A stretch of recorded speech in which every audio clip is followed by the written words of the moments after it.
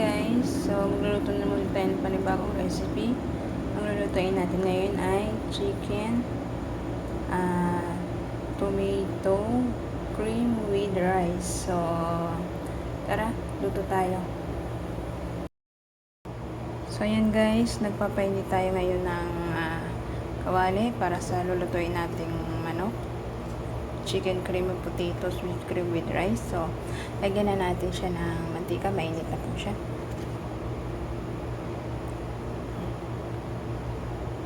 Konti lang siguro, no? Okay. So, ayan. Painitin lang natin. Konti lang yung nilagay ko. So, ilagay na po natin yung sibuyas. Simutin natin para pagpalito lang yung manok. Ayan. Then after that, sunod natin yung bawang pag okay na yung kulay ng ating sibuyas. So nagsayang na rin tayo dyan kasi yung manok na to, itatoppings natin sa kanin tapos i-oven natin. So, first step by step ay muna tayo nagluluto. So, hintayin natin mag-transparent yung sibuyas, saka natin ilalagay yung bawang at saka yung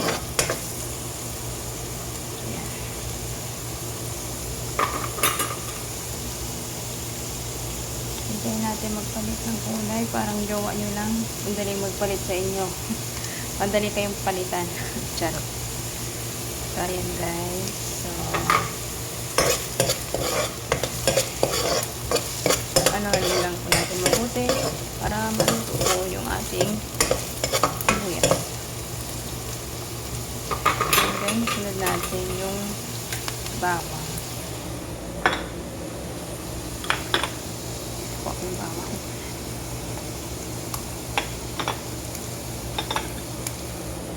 Natin dito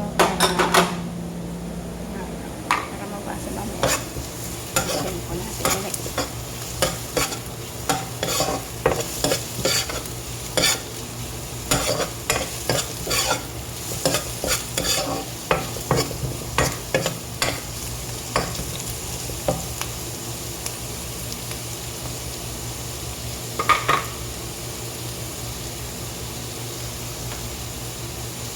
Hintayin natin mag brown then sunod natin yung manok.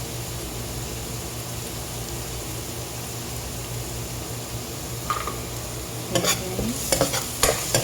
Hintayin natin mabuti.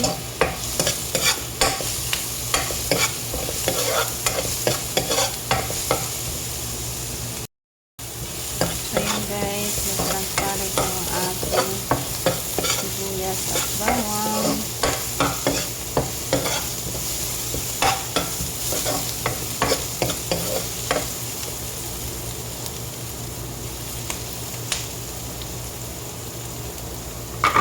Ayun naman natin yung manok.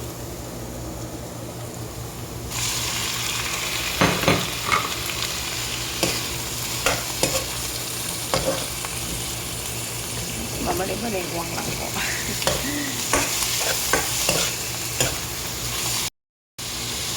So yun guys, yung manok, hintayin lang natin mag-color white lahat. Then, sunod natin ilagay yung potato, patatas, then tomato paste, saka yung pampalasa na lahat.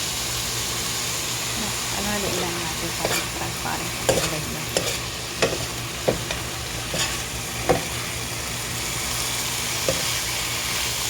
Kailangan siguraduhin natin lahat kung nagpantay-pantay yung kulay ng manok. Kasi madali lang naman po tumaluto yung manok.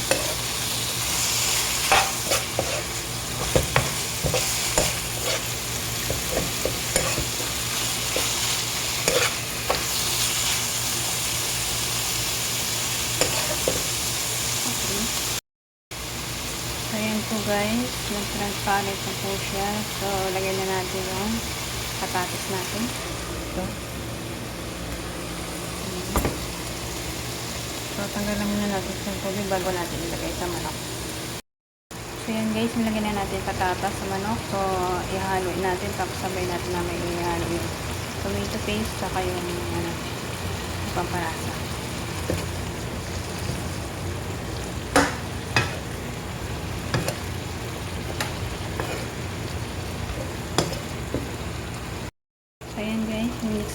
natin yung manok tsaka yung patatas. So, nilagyan na natin ng tomato paste. Then, sunod natin itong mga pampalasa. At saka yung lemon. Tara guys, haluin natin. Meron pa dito, sayang. Tara, haluin natin. So, ayan guys, patakuluin natin siya ng mga 20 minutes. I-reduce lang natin yung kanya. So, nilagyan ko po siya ng tubig. So, hintayin natin ng 20 minutes para maluto yung patatas natin. So, dito naman nagsasaing tayo. So, tatanggalin lang natin yung dilaw-dilaw sa ibabaw. So, ayan guys, 5 minutes ago pala ang nakalipas. So, may 15 minutes pa tayong hinihintay bago maluto itong pinapakuluan natin. Patatas sa manok. Tapos ito naman, nagsasaing na tayo. So, ayan. Ayan po yung pang-toppings natin dito. Tapos sabay i-bake natin. So, ayan guys. Pinapakulan pa rin natin siya. At yung ating kanin, tapos na. So, takpan na natin. So, hintay pa rin natin maluto to. Lumambot yung patatas. Saka natin siya i-bake.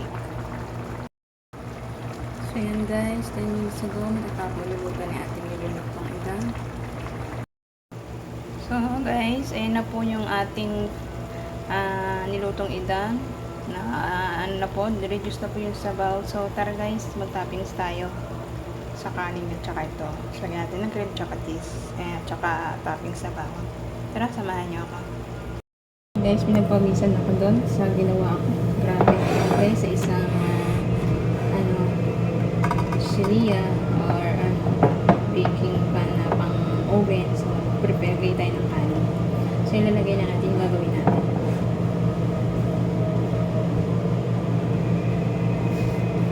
So, yan po. Sabi natin po.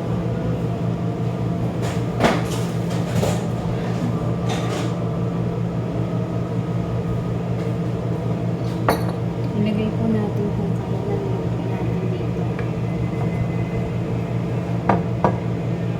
Ikalat po natin. Maayos.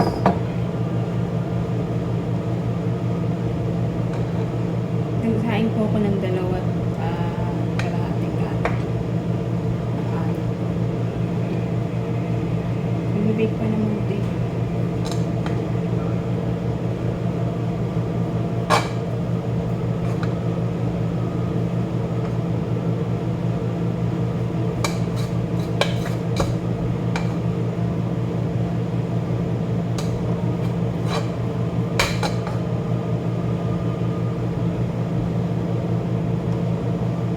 Spread lang natin yung kanin, kalat-kalat.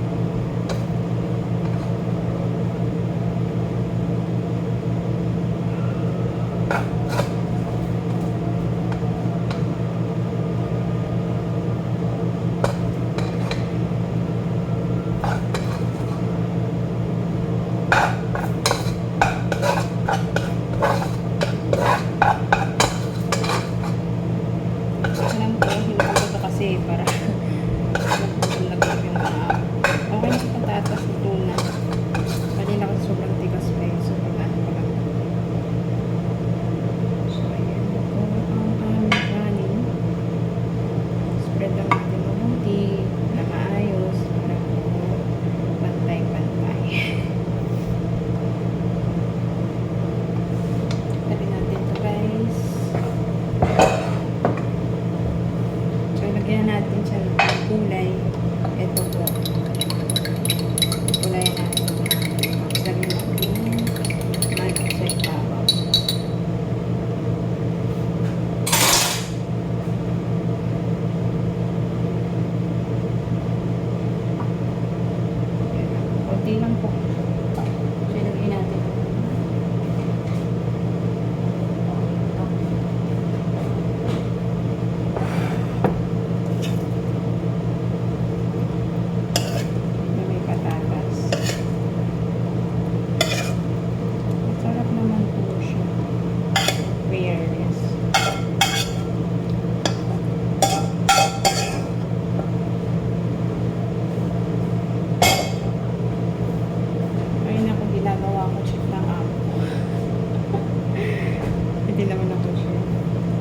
spread lang natin ito ng maayos.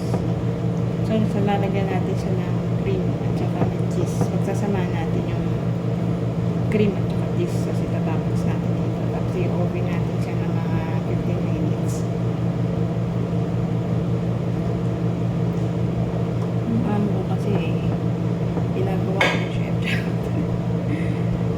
So, ayan guys. Hindi ko alam bakit ginagawa niya ako chef. Hindi naman ako chef. Pero masarap siguro kung pinirito na lang kaya itong patatas. Naisip ko pirito para hindi na maghintay ng pakumuan yung So, ayan guys, pag naayos na natin mabuti, lagyan natin sa ibabaw.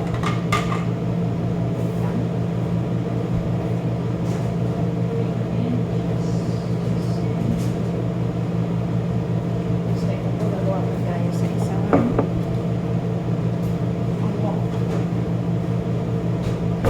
dito po. Siguro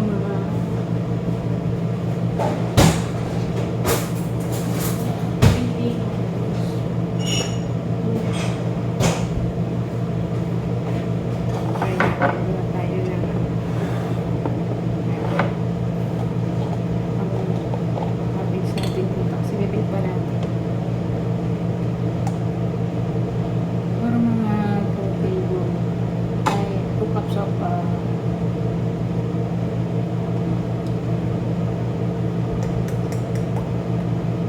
kasi medyo mga nakasip. Lang ako nagpo-table. Ay, 2 table. 2 cups of cream. Tapos, yung cheese natin natin.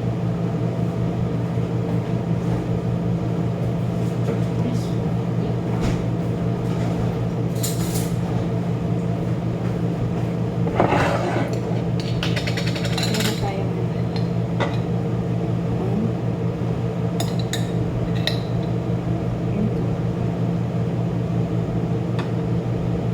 lang kasi baka maalat. So, mix lang natin para mabuti. Yung pantapos natin yan. Cream lang po tsaka cheese at white cheese. Titignan natin kung maalat ang ito. So, kung hindi maalat, dagdagan natin para isang spoon. So, mag-ahin pa tayo sa bake ng 10 minutes.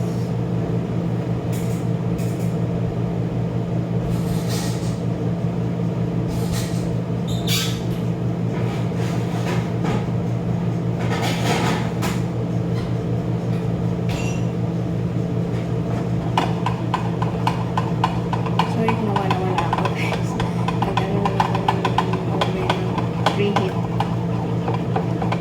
Ngayon ko na sa akin. Para po minimum. So yan, tignan natin kung ano. So siyang pagkakabis natin dito.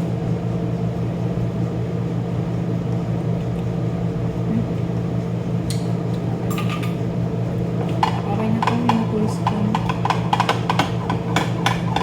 Ay, parang gusto pa siya ng dagat. Hindi ko rin pala sa spoon.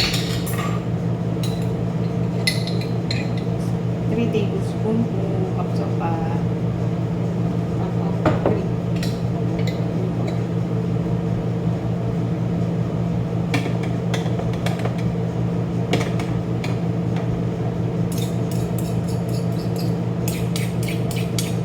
Ayan.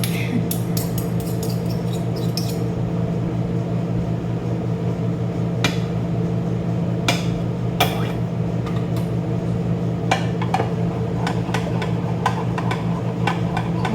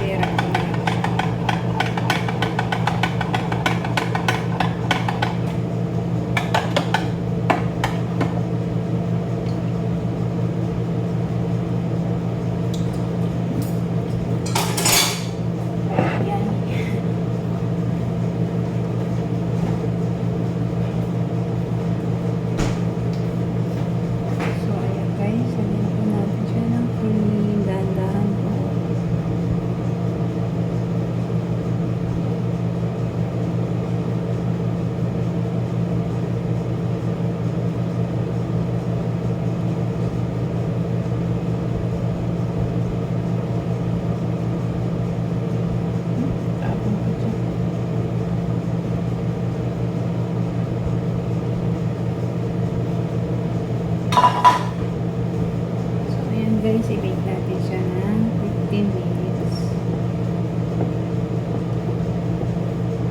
Tapos,